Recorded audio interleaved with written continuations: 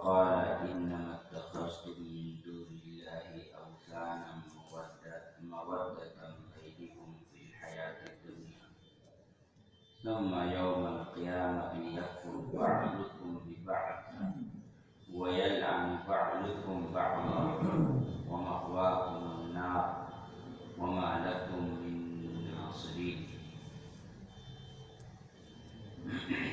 اس سے قبل کی آیت میں اللہ رب العالمین نے ابراہیم علیہ السلام کے اس واقعے کو بیان کیا کہ جب ابراہیم علیہ السلام کے سوالوں کا جواب قوم کے لوگ نہیں دے پائے تو انہوں نے جواب اس طرح سے دیا کہ اسے جلا دو، اسے مار دو، اسے قتل کر دو۔ اس کے بعد اللہ رب العالمین نے فرمایا وقال، اور ابراہیم نے کہا انما اتخذتم من دون اللہ اوثانا مودۃ بینکم فی الحیاۃ الدنیا، کہ یقیناً تم لوگوں نے اللہ کو چھوڑ کر بتوں کو اپنی دنیاوی زندگی میں آپسی محبت کا ذریعہ بنا لیا ہے۔ ثم یوم القیامت یکفر بعضکم ببعض، پھر قیامت کے دن تم ایک دوسروں سے اپنی محبت کا انکار کرو گے۔ وَيَلْعَنُ بَعْضُكُمْ بَعْضًا، اور ایک دوسروں پر لعنت بھیجو گے۔ وَمَأْوَاكُمُ النَّارُ، تم سب کا ٹھکانہ جہنم ہے۔ وَمَا لَكُم مِّن نَاصِرِينَ، اور تم اپنا کوئی مددگار نہیں پاؤ گے۔ دیکھیے، دنیا میں انسان کے ایک دوسرے سے قریب آنے کے جو ذرائع ہیں اس میں بنیادی ذریعہ جو ہے وہ ہے انسان کا عقیدہ، انسان کا ایمان۔ کفار اپنے ایمان اور اپنے عقیدے کی بنیاد پر ایک دوسرے سے محبت کرتے ہیں۔ وہ اپنے بتوں اور مورتیوں کے نام پر متحد ہوتے ہیں، اپنے بتوں اور مورتیوں کے تقدسات کے نام پر ایک دوسرے کے مددگار اور معاون بنتے ہیں۔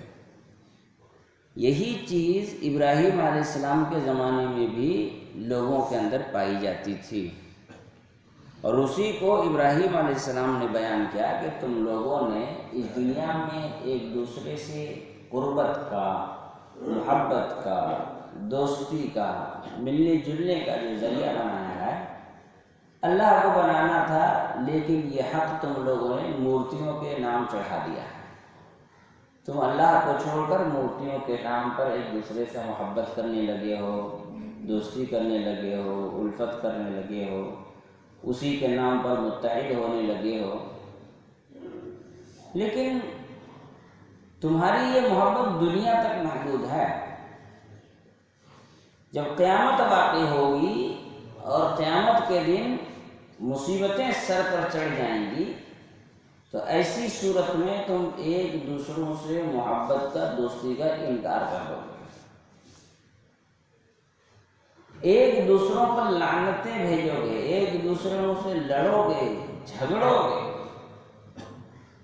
وہاں پھر کسی کے لیے تمہارے دل میں محبت، الفت، قربت، دوستی، یہ ساری چیزیں نہیں رہیں گی۔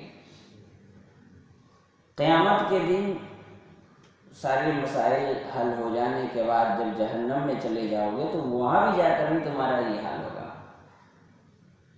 شیخ معراج ربانی حفظہ اللہ کی ایک تقریر ہے، اس کا عنوان ہے جہنمیوں کی جنگ۔ جب جہنم میں جائیں گے تو آپس میں جہنمی کیسے لڑیں گے؟ اپنے پیروں سے لڑیں گے، اپنے مرشدوں سے لڑیں گے، اپنے بزرگوں سے لڑیں گے، ان کے لیے بد دعائیں دیں گے، یہاں تک کہ اللہ تعالیٰ سے کہیں گے ہمارے پیروں کو لاؤ، ہم ان کو اپنے پیروں سے ماریں گے، تحت اقدامنا، ہم اس کو لا کر ماریں گے، ہے نا۔ اللہ کیا ہے، وَلْعَنْهُمْ لَعْنًا كَبِيرًا، اللہ اس پر دگنی عذاب، دگنی لعنت بھیج، اس طرح کی باتیں اللہ رب العالمین نے قرآن مجید میں بیان کی ہے۔ تو ابراہیم علیہ السلام اسی چیز کو یہاں بیان کر رہے ہیں کہ تم قیامت کے دن کیا کرو گے، ایک دوسرے سے محبت کا انکار کرو گے، ایک دوسرے سے بھاگو گے، ایک دوسرے کو گالیاں دو گے، لعنت و ملامت کرو گے، تمہارا ٹھکانہ جہنم ہے اور تمہارا کوئی مددگار نہیں ہوگا، تم کسی کو اپنا مددگار نہیں پاؤ گے۔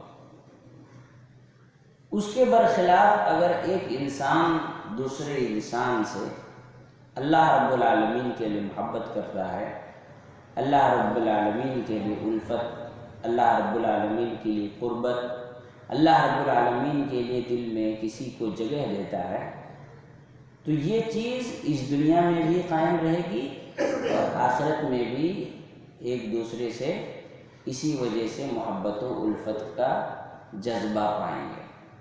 ضروری نہیں ہے کہ آدمی قیامت کے دن ہر مرحلے میں ایک دوسرے سے قربت و الفت اور محبت کا جذبہ پائے، لیکن جنت میں جا کر کے ایک دوسرے سے قربت، الفت اور محبت ہوگی اور ایک دوسروں کے انسان قریب بھی ہوں گے۔ سچائی یہ ہے کہ ایک مومن کو کسی دوسرے مومن سے صرف اور صرف ایک ہی بنیاد پر محبت کرنی چاہیے، اور وہ ہے اس کا ایمان اور اس کا عقیدہ۔ اور اسلام میں اس موضوع کو بہت زیادہ اہمیت دی گئی ہے، چنانچہ قرآن مجید کی بہت سی آیتیں اس ضمن میں کچھ اس انداز سے بھی ہیں کہ اسلام نے تو یہاں تک کہا کہ جو لوگ کفار ہیں، مشرکین ہیں، جو اللہ رب العالمین پر ایمان نہیں رکھتے ہیں، ایسے لوگوں کو یعنی محبت کرنا تو دور کی بات، ان کو کسی عزت کی نگاہوں سے دیکھنے سے بھی منع کیا گیا ہے، کسی طرح سے عزت کی نگاہوں سے بھی دیکھنے سے منع کیا گیا ہے۔ اس کے بعد اللہ رب العالمین نے آگے کی آیت میں اس بات کا ذکر کیا کہ فآمن لہ لوط، تو ابراہیم علیہ السلام کی اس دعوت پر ان کے چچا زاد بھائی یا بھتیجا جو کہ اللہ کے نبی لوط ہیں وہ پہلے ایمان لائے۔ وقال انی مہاجر الی ربی، اور کہا کہ میں اپنے رب کی جانب ہجرت کر رہا ہوں، یعنی اس علاقے کو چھوڑ کر کے چلے گئے۔ وہ پہلے اس سے معلوم یہ ہوا کہ پہلے وہ ابراہیم علیہ السلام ہی کے علاقے اور خطے میں رہا کرتے تھے۔ انہ هو العزیز الحکیم، اللہ رب العالمین کی تعریف کرتے ہوئے لوط علیہ السلام کہتے ہیں انہ هو العزیز الحکیم، بے شک اللہ رب العالمین کی ذات جو ہے زبردست ہے، حکمتوں والا ہے۔ لوط علیہ السلام ایمان لائے، اس کا قطعی مطلب یہ نہیں کہ اس سے پہلے وہ مشرک تھے، نعوذ باللہ۔ اللہ تعالیٰ نے جتنے بھی ہستیوں کو نبوت و رسالت عطا کی، ان کو بچپن سے ہی کفر اور شرک کی گندگیوں سے محفوظ رکھا، چاہے وہ کوئی بھی نبی ہوں، کوئی بھی رسول ہوں۔ اللہ تعالیٰ کی یہ خاص رحمت رہی ہے کہ اللہ تعالیٰ نے بچپن سے ان کی اس انداز سے پرورش اور دیکھ بھال کے بندوبست کیے یا انتظام کیا کہ وہ کبھی بھی شرک میں، کفر میں کبھی بھی مبتلا نہیں رہے، ان سے محفوظ رہے۔ یہ اللہ رب العالمین کی خاص رحمت ہے۔ پھر باقی آگے جن چیزوں کا ذکر ہے انشاءاللہ آگے گفتگو کریں گے۔ اللہ رب العالمین سے دعا ہے اللہ تعالیٰ ہم تمام لوگوں کو سمجھ کی توفیق عطا فرمائے۔